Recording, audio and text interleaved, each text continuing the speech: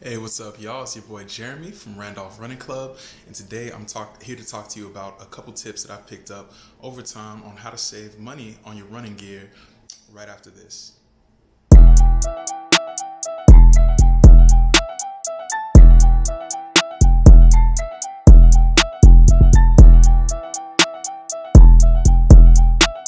I love you, Poppy. Hey V, line them up.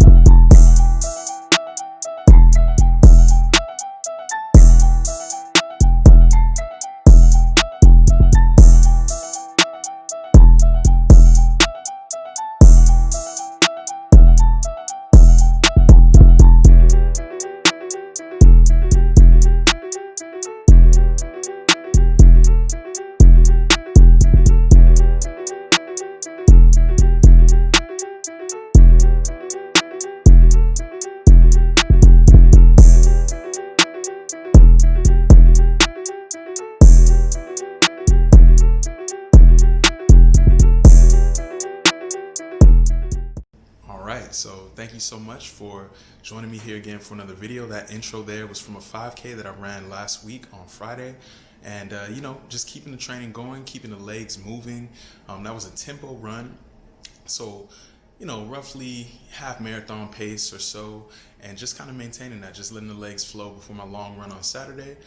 Training is going pretty well. I'm thinking I might do like a 10K attempt or something before, ultimately trying for another marathon, maybe sometime early next year. But we'll talk about that again later on. That's for another video. What you guys are here for today is how to save money on your running gear. I have 4 tips that I've kind of picked up over my years of running and just trying to, save money the best that I can. So without further ado, let's get into it. Tip number 1. I think this is really, really important. You have to figure out your priorities, right? So if you're a person, you really want something that's name brand, you really want to have certain type of experience, you want to look a certain way, which I totally understand, because if you look good, you feel good, you play good, right? So, you have to determine what your priorities are. Do you want to have Lululemon shirts? Do you want to have, Nike Vaporflies right when they come out, etc.? Name brand running socks, things like that. Then you're going to have to do some thrifting. You're going to have to find ways to get creative. Or on the flip side, if you don't care about that, you could always run in last year's shoes, or you could buy colors that are off season, things like that. So just things to keep in mind. If those things matter to you, you have to figure out and prioritize, and we'll cover that stuff in the next steps. But for me personally, I think I'm pretty cheap. I will say, I've never spent more than $100 on a pair of running shoes. I typically will buy stuff from, off brands and things like that, and just try to get creative and figure out ways that I can save money on that gear. So you have to figure out what works for you.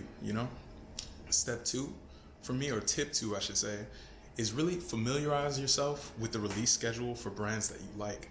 So for me, I think about things like this, right?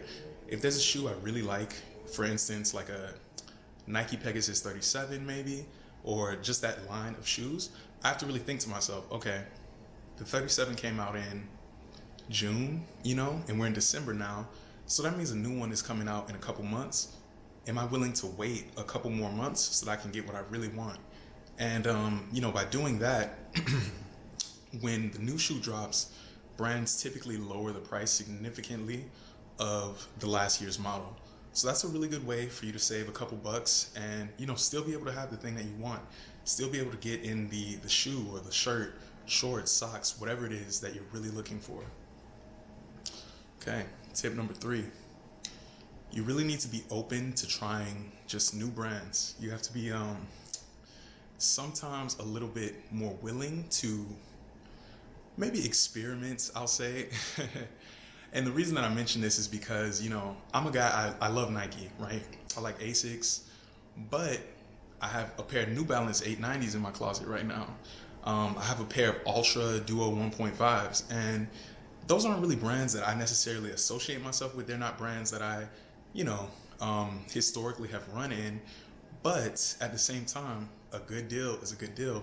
So for instance, I was looking for a speed shoe, something a little quicker, and I noticed that Running Warehouse, shout out to them, not sponsored, but if you see this, feel free, Running Warehouse. I would love to partnership with you guys. But what I will say is the 890s, very lightweight shoe, pretty quick. And I noticed that they were on clearance. Normally they're 120 bucks. I would never, ever, ever, ever pay full price for those shoes. Just kind of my rule. I try to stick under $100. But they're on clearance right now for like 50 bucks. So, hey. So sometimes you just got to try new things and just be really open to it. And it'll give you an opportunity to experience new brands, find things that you like. I've actually kind of found out that I actually do like New Balance more than I thought. I'm not necessarily a zero drop guy, but I'm happy that I got to experience a pair of Ultras. So just things to keep in mind. And last but not least, tip number 4, I think this is really important. So it's good to think to yourself about how you're actually going to find these different things, and just being open to shopping at different types of places. So sometimes you can set like a Google alert. So let's say you want, I don't know, like a pair of Nike shorts or something. You can actually save that in Google and be able to get alerts when the price drops for those items. And they'll search all kind of different stores. They'll say, hey, at Ross, these are on sale right now, or at Dick's Sporting Goods or whatever. And by having that access and that alert, you'll be able to know, all right, it's time. It's 50% less than it normally is. This is a good time to buy. And it's just a great way for you to keep track on things that you kind of have your eye on, but maybe you're too busy in your daily life to really focus on day in and day out. So just some really good tips there. Let me know in the comments if you guys have any personal tips that have worked for yourself over your years in running. And of course, as always, stay blessed, inspire others. Stay safe out there, guys. See you in the next one.